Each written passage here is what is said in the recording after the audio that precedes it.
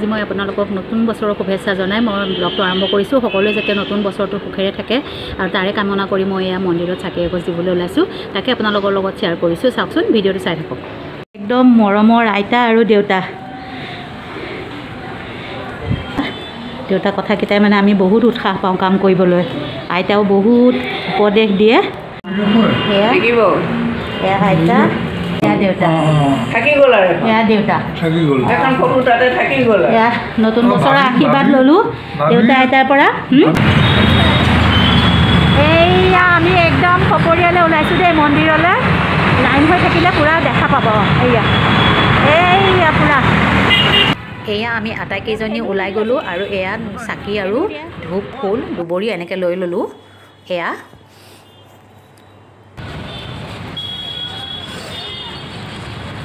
সঁচাকৈ ভাল লাগে মন্দিৰত আহি। এয়া মৃদুলা, এয়া চোৱা দীপালী। দীপালী মৃদুলা আগবাঢ়িয়ে লগাই ল'লে দেই। এয়া বিজু লগোৱা। ইমান ভাল লাগে মন্দিৰটো দৰ্শন কৰি। 1 তাৰিখে গৈ বহুতেই ভাল লাগে। দিনটো বছৰটোলৈ মানে পবিত্ৰ যেন লাগে।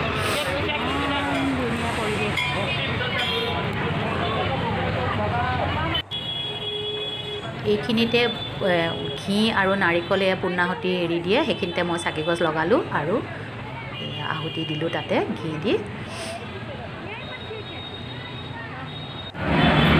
এয়া সকলোৰে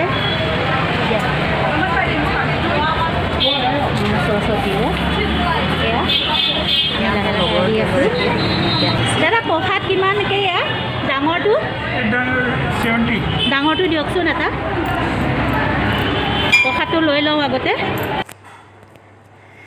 এয়া প্ৰসাদ লৈ ল'লোঁ আৰু এনেকৈ আমি ৰাইজৰ লগতে লাইন ধৰিলোঁ। হনুমান মন্দিৰত এয়া প্ৰসাদ ভাগ আগবঢ়ালোঁ। এজনৰ পিছত এজন এনেকৈ লাইন ধৰিছোঁ নিয়মতে। এয়া বিজুৱে সেৱা কৰি আহিলে আৰু মই সেৱা কৰিছোঁ। মৃদুলা লাষ্টত গ'ল। চাওকচোন ইমান ভাল লাগিছে মন্দিৰটো। এয়া অক্ষয় বন্তি।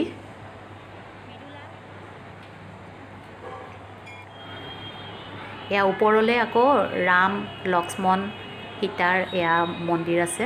3 টাইপৰ মন্দিৰ। একদম তলত হনুমান, মাজত ৰাম আৰু ওপৰত শিৱ মন্দিৰ আছে।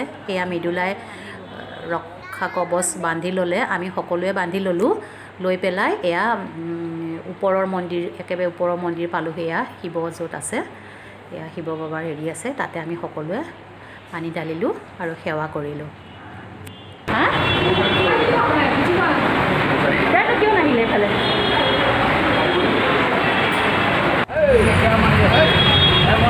এয়া মন্দিৰৰ পৰা আমি উভতিলোঁ আৰু সকলোলৈকে নতুন বছৰৰ শুভেচ্ছা থাকিল।